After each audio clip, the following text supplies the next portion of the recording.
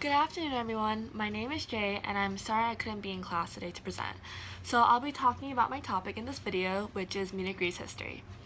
So Munich Re was founded on April 19, 1880 by Carl Thiem on the basis of creating an independent reinsurance company that could choose the quality of its risks and then spread these risks by operating in all extents of the insurance industry.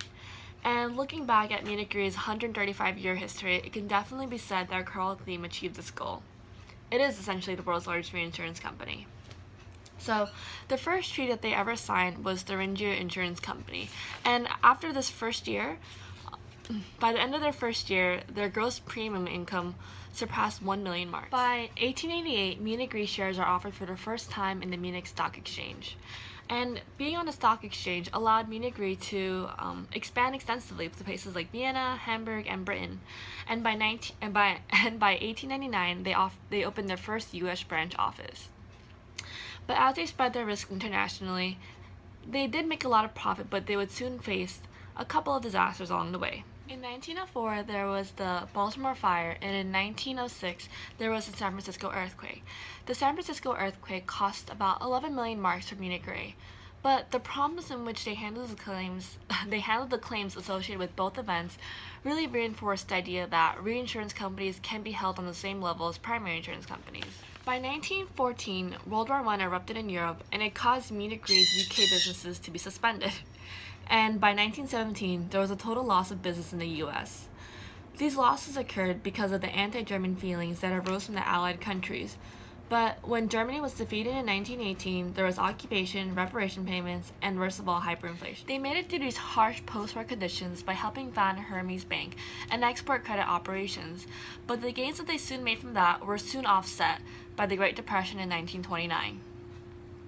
Munich Re faced salary and staffing cuts of all of its employees, and during this difficult time period, Munich Re was led by Thiem's successor, Wilhelm Kiskill, in 1922, but he was soon succeeded by Kurt Schmidt in 1939. When World War II started, Munich Re faced the same issues as losing all business with their allied countries. And when the Allied occupation started, they had to appoint a new CEO that wasn't German, so they appointed Erbard von Reininghaus in Austria. And in 1945, Munich Re and all other German companies were banned from operating abroad. This caused massive loss of revenue and extensive staff cuts for Munich Re. But after the implementation of the Marshall Plan and the reorganization of the German currency, the insurance and the reinsurance industry bounced back. But by the 1950s, Munich Re had profits of over $1/3 billion marks. Sadly, in 1950, Reininghaus passed away and was succeeded by Alois Alzheimer. Alzheimer oversaw the restoration of Munich Re's fortunes and the re-establishment of the company as a global reinsurance player. And when he retired in 1969, Munich Re's annual turnover exceeded 2 billion marks. Horst Janet, who served as CEO after him, actually raised Munich Re's gross premium income to over 12.4 billion marks just in 20 years by 1989. But during his time as CEO, Munich Re would see a shift in its profits from its reinsurance and investment income sector. In 1977, Munich Re recorded a loss for the first time of 15 million marks, and by 1981, that figure grew to 116 million marks, and by 1989, it was 381 million marks. These reinsurance losses were offset by the investment income, which was about 49 million marks in 1977 and nearly 900 million marks in 1989. And although Munich Re was able to bring in strong and rising profits during this time period, the decline in the reinsurance sector was a result of the overcapacity of the reinsurance market, which led to severe rate competition, and also because primary insurance companies were starting to develop their own reinsurance coverages, so they weren't really ceding all their risks. They were only ceding the really volatile ones to the reinsurers.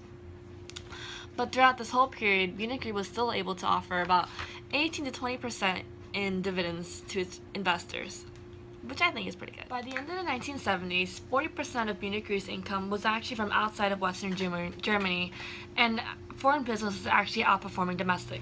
But in the 1980s, there was a slowdown in foreign premium income. This is because of natural disasters like the earthquake in Mexico in '85 and Hurricane Gilbert, and also because of the increasingly high cost of U.S. liability claims.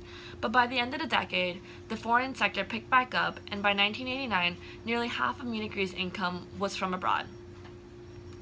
And during this time period, Munich Re also made the smart choice to start declining war risk coverage, because by the time the Iran and Iraq war hit from 1980 to 1989, a lot of the other reinsurers were hit heavily. For Munich Re, the 1990s was a period of acquisitions, new products, and disasters. In November 1996, Munich Re acquired American Re, which was North America's third largest P&C reinsurer, and they also acquired Italian Real Re in 1998. And in October 2000, they acquired CNA's life insurance division and established it as their holding company for its North American business. During this time period, more offices opened up all around the world in places like Paris, China, Poland, and Chile. Munich Re also invested heavily in its direct insurance market. In 1997, they merged with Hamburg Mannheimer AG and Victoria Group to form Ergo Insurance Group, Germany's second largest direct insurance company. And in 1999, Munich Ergo Asset Management was established to help manage assets. The company also established independent export credit insurers all over Eastern Europe, Latin America, and Asia. As for new products launched by Munich Re during this decade, there was Inrion, which was created by Munich Re, Swiss Re, Internet Capital Group, and Anderson Consulting. And it was essentially an internet-based reinsurance exchange where standardized risks could be traded between insurers, reinsurers, and brokerages. And in 2002, Munich Re also promoted agricultural insurance for European farmers who weren't usually covered for droughts, floods, or storms. And they also partnered with AXA to create a cancellation coverage for major sporting events. Did you know that they actually provided earthquake coverage for the 2002 FIFA World Cup in Japan and Korea? Now you know. 1999 was Munich Re's worst year in terms of losses caused by natural disasters, but by September 11, 2001, they would face an unimaginable loss. Because of the terrorist attack to the World Trade Center, aviation, building, business interruption, life, and workers' comp claims cost American Re about $2.2 billion, or more like 11.5% of the group's reinsurance premium. And 2 months after this devastating loss, there was another plane crash in Queens, New York that cost about $50 million.